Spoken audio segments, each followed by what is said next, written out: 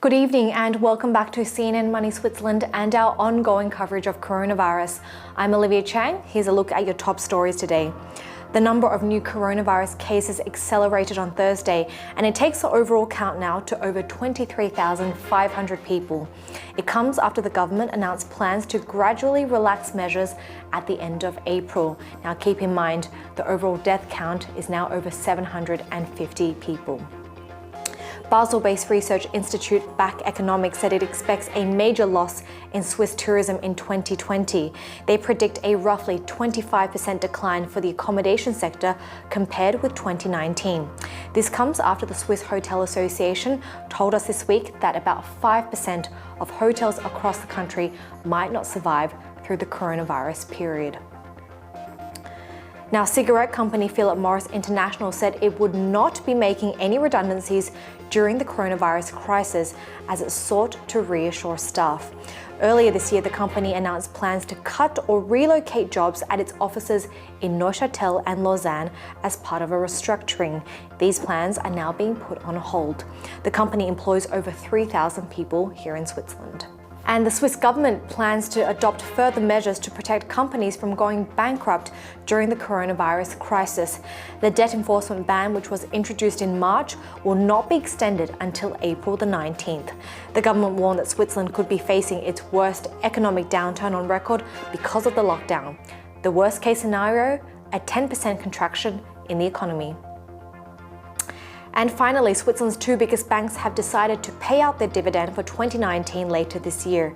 UBS and Credit Suisse say the decision is following FINMA's request to focus on lending rather than shareholders during the crisis. FINMA welcomed the news.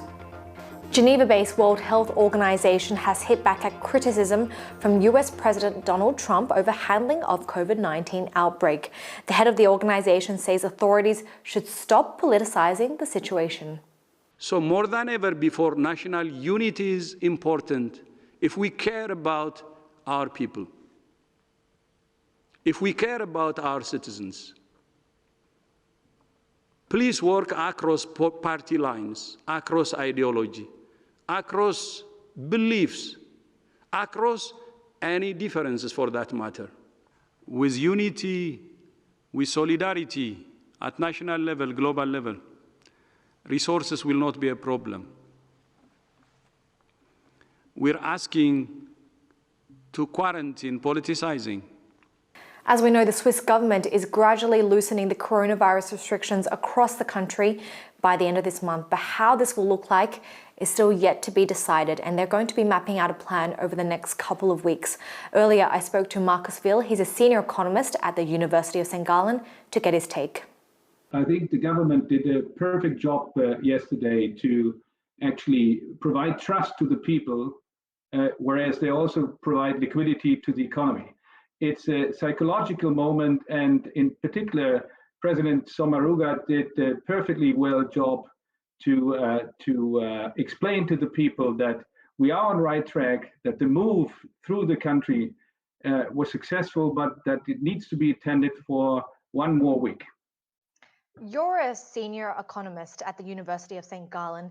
What do you think, in your view, should be prioritized? What should be opening up first, schools or shops? Well, schools is a problematic issue because on one hand, it's obviously a group and a surrounding where the pandemic could, extend to one extent. On the other hand, we need the people to go back to work in the production lines, in the shops, but if you would ask me what should come first, I would start with the production lines. We need to get the industry back on running, and thereafter we can open shops, and thereafter, in a very long period from thereafter, I think we can start to open restaurants and tourism again. Schools will be some part of the opening process, but not the first, I think. I think the biggest question that everyone has on their mind is really, how do we strike the right balance between health and economic needs? It's not an either or, it's a combination. And Clemens Fuess, the president of the IFO Institute in Germany, just made a very good point last week, saying it's not about life or health, it's both. And we need to have in the future for the next months to come, both social distancing and economic distancing in the way how we start working again, keep more distance between the workers at the assembly lines, keep the distance in the shops, keep the distance in restaurants. Only probably 50% of seats can be sold in the next month. So it's not an either or, it's both. Mm-hmm. Do you think And that that, everything... if I can add one more thing, and that obviously will lower the speed of the recovery after the lockdown will be delocked. Mm-hmm. And speaking of recovery, do you see that as taking weeks or months? Months, if not years. It will certainly be months to recover to some extent to an abnormal normal life, both in society and economy. But until we will go back and get back to an economic platform to where we have been 3 months ago, it will take years, depending on whether it will be a V or a U or an L recession. Talk to us really about your worst case scenario for the Swiss economy. How much could the Swiss GDP be dropping in 2020? Well, the SECO said it yesterday that there is a risk of a kind of a second wave of the recession when it will take longer than end of May. So if the lockdown will only be limited to May, then we will have a chance for a little bit faster recovery without too many unemployment, layoffs, and so forth. But if we need to extend the lockdown to, many parts of the lockdown to, say, June or July, then we will have a second wave of unemployment, recession, and so forth. And that can easily end up to more than 10% shrinking of the GDP. How much would you say this whole rebound of Switzerland really depends on the recovery of countries around the world? Oh, very much so, because Switzerland is a very open and a globalized economy. We are depending heavily on what's going to happen in Italy, for example, being part of the supply chains in the automotive and the supply industries. We are heavily depending on what's going to happen in Germany, in France, and any other country of the European Union. And we are also depending on what's going to happen in the United States, which is probably the next worst country in the wave of China, Asia, Europe, and then now it will go on to the US. So we can do a lot on our own, and the government is doing a superb job. But this is not only us, it's the entire world, which is depending on what's going to happen. So just taking a quick look at our European counterparts, how do you see their strategy to weathering the shock of coronavirus compared to Switzerland, for example? Well, Germany is very much alike Switzerland. I mean, has a low GDP to debt ratio, can spend a lot of money in this situation now. It does a very good job also in the psychological leadership of the country. I mean, Madame Merkel and Madame Sommaruga are very much alike in this type of leading their countries at the moment with their governments. The problematic country in terms of the health crisis so far is now France. They have still very high doubling rates of the virus infection. And then obviously we have this absolutely disaster in Italy. And I'm saying this with all due respect to this fantastic country, that Italy has both an economic problem with the GDP debt ratio, which is high already and will be higher in the next years to come. And on the other hand, on the health front, I mean, this was the worst country being hit by the virus. So we need to have a European solution, including part of Switzerland, of this recovery in Europe. Now, it's not just Switzerland. Italy is also looking to ease some of its restrictions by the end of this month, as evidence grows that the country has overcome the worst of the coronavirus pandemic. But that is an unsettling prospect for one doctor at a northeastern Italian hospital who has experienced the virus firsthand. Take a listen. In Italy, the number of new hospitalized coronavirus patients continues to fall. Northern Italian hospitals like this one in Montebelluna in the province of Treviso are finally seeing the positive results from the ongoing fight against the devastating pandemic. Even the hospital surgery rooms have been transformed into rehabilitation units to cope with the number of COVID-19 patients. The situation now is quite better from the beginning because we have less admission to our hospital due to restrictions that in Italy are adopted now. We had one patient that left the hospital after being negative 2 times to the test of coronavirus. A few patients like Nicola Quer have been relocated from the intensive to the sub-intensive care unit in a step towards being reunited with loved ones. At this stage, patients can only see their families through a tablet screen. Volevo solo esprimere la mia personale esperienza di questa bestiale malattia a cui sono capitato, perché è impossibile veramente una cosa del genere. Dopo una settimana di febbre 39-40 e essere stato intubato per 15 giorni, per fortuna si dovrebbe vedere il sole. Dr. Testa says that the greatest challenge for him and his team has been to find the best therapy for this unknown virus. He says that hospitals around the world must be ready to handle the emergency.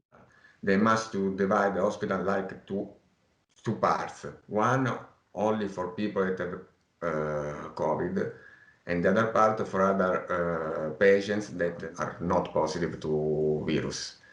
He says that in Italy, avoiding social contact is the only way to prevent a second wave of the epidemic. And for the rest of the world, he has this message. The best way to win this period is that all countries together do the same thing. The same thing is meaning restriction, meaning to close a lot of activities in order to avoid the spread of the virus everywhere. All in this way, together we can win and we can think to another period of our life that is without a virus. The World Economic Forum says that despite pressures and the urgency to find a COVID-19 vaccine, shortcuts will not be taken. They're expecting a vaccine to come within the next 12 to 18 months, but the bigger question is who will really get it first? We are in early stages, but I'm optimistic. I'm optimistic because I see the number of vaccines program is in a very large number. In registries from WHO, you would probably find that there are almost 100 vaccines candidates that are progressing the clinical pathway. Give us a rough timeline estimate. Are you thinking in terms of months or years? We're thinking that the estimate from experts is very credible, and we're thinking that 12 to 18 months would be a reasonable assumption, and the one that could land maybe 1 or 2 or 3 vaccines that would be effective. Arno, is this your most ambitious estimate? Because some medical experts out there are saying that even up to 18 months, that's just completely or too ambitious. It would require a change in paradigm. It would, for instance, require that we invest into manufacturing capabilities in parallel to the discovery process, which would be a bold move, would involve risk, because that means that you would invest into filling capacities and factories when you don't even know what the successful candidate will be. So we would have to do that. We would have to take that risk. But in a way, this is without the full knowledge of what the manufacturing platform should be. But given that we have this sense of urgency and pressure to come out with a vaccine, what is the potential danger if we try to push it through the door too quickly? The strict rationale of clinical research are still being applied. I think when we will get a vaccine to the world, it will be a safe one. I've got no doubt about that. It is possible that vaccines may be administered to or made available to healthcare workers a little bit before they are approved by regulatory agencies, but this is when we will have sufficient evidence that the vaccines are not harmful. And that's the issue that I want to pick up now, because finding a vaccine is just the first step. But what other potential hurdles and challenges do you foresee before it's really ready for public use? Well, there are a few of them, and I will name two only. When the vaccines will be available, they will be needed in hundreds of millions doses or billion doses. And that's not going to happen on day one. So there will need to be an allocation strategy based on prioritization of needs. And this is where we will now need to start make available the vaccines to care workers that are meeting patients on a daily basis. The second thing is, this is not going to cost insignificant money. We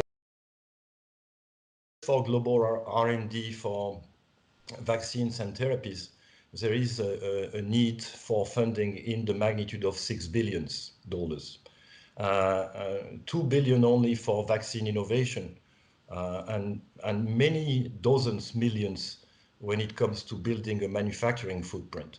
So I think the money for global R&D is going to be needed to a point it has never happened before. The reality is still searching for this solution to come out. What do you think should be our priorities whilst waiting for a vaccine? Already defined today the allocation criteria for populations in need to receive the vaccines. We cannot leave that open-ended.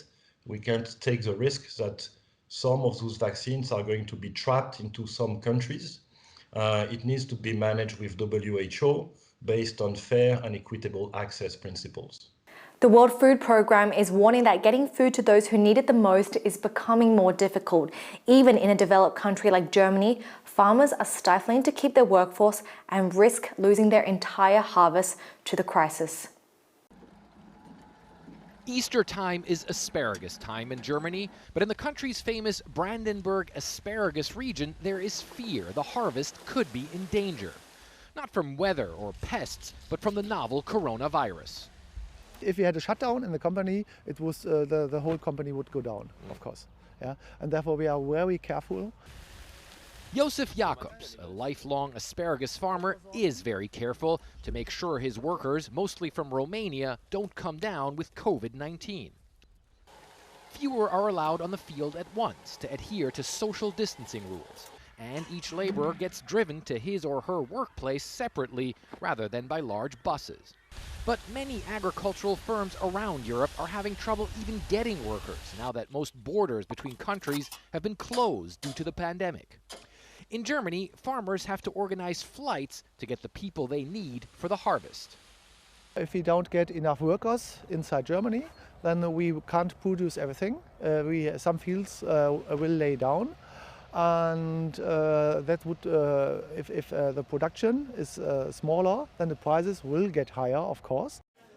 Rising prices are a problem in places like Europe and the US. But in areas suffering from severe food shortages, like parts of sub-Saharan Africa and the Middle East, disruptions in food supply could lead to mass starvation, the World Food Programme says. What we are seeing is just a crisis on top of a crisis. Look, the thing that keeps me up at night is whether and how we continue to feed some 87 million people who are hungry around the world. WFP says it is already moving food stocks to strategic locations to get them to people in need as more countries shut down their borders trying to slow down the virus's spread. And they're modifying some programs like school meals to get food to children even now that schools in many nations have been closed. This is like a tsunami of suffering that is going around the world. And we have to make sure that the people who are affected by this and will get affected by this get the help that they need. Like almost all other production around the world, food production and distribution are also impacted by the coronavirus pandemic. A burden for many people in developed nations, an existential threat for many of the world's poorest. Fred Pleitgen, CNN, Berlin. The lockdown is forcing many to turn their efforts online. For digital content creators and influencers, this is really their space, and many of them are using their reach now to raise awareness about the disease. Tanya Koenig reports. A video asking people to stay home, a picture thanking healthcare workers for their hard work, and other posts are flooding social media. I think now it's the time that we have the chance to use our reach to do something good and positive, and also to support the government with the information we have to spread, that we have to be at home and everything. We all have to give our part, and my part is definitely on social media to spread the message. Federal Councillor Alain Berset was among the first to post a video asking people to stay home using the hashtag So schützen wir uns, which means this is how we protect ourselves. Steven Epprecht uses his channel to raise awareness. Especially young people, they're on these platforms, and they're more checking their Instagram or their social media accounts than they're watching TV or reading the news. So it's the right way and the perfect channel to reach those people and those groups. And the lockdown is inspiring influencers to be creative when it comes to content, even if many of them are also missing out a paycheck. I'm locked down, I can't go to the hairdresser, so I let my flatmate cut my hair, and I made a video out of that. And I try to make the best out of the situation. And this is also me. I always try to spread positivity, and I always say, take a situation as it is and make the best out of it. And this is like very crucial right now.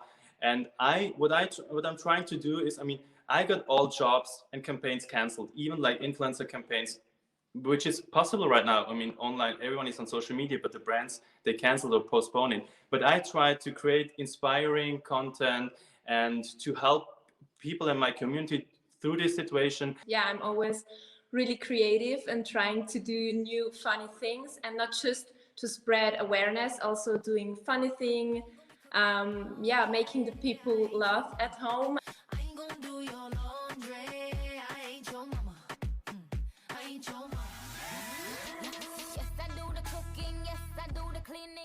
London-based Swiss-Italian digital entrepreneur Xenia Ciumi says it also brings opportunity. I have my moments of crisis at the beginning. It was a big shock. I am somebody who's always on the go, somebody who's always on a plane, and I love being in busy airports and having a lot of meetings and working everywhere in the world. So for me to be at home the whole time is really difficult psychologically. So it took me a long time to readjust, I would say, at the beginning. But slowly but surely, I try to understand that, there's bigger problems, and I think we're all going to come out more mature, wiser, and it's a good challenge for everybody mentally and psychologically to try to withstand. It's not a war, so I think we're lucky in that regard. And look, meanwhile, many influencers are using their reach to spread the stories of key workers who are keeping our society running to celebrate these heroes. Tanya Koenig, CNN Money, Switzerland. European football clubs are desperate to know when they can kickstart their activities again. My colleague Matt Layton spoke to the head of club affairs over at the European Club Association. Take a listen.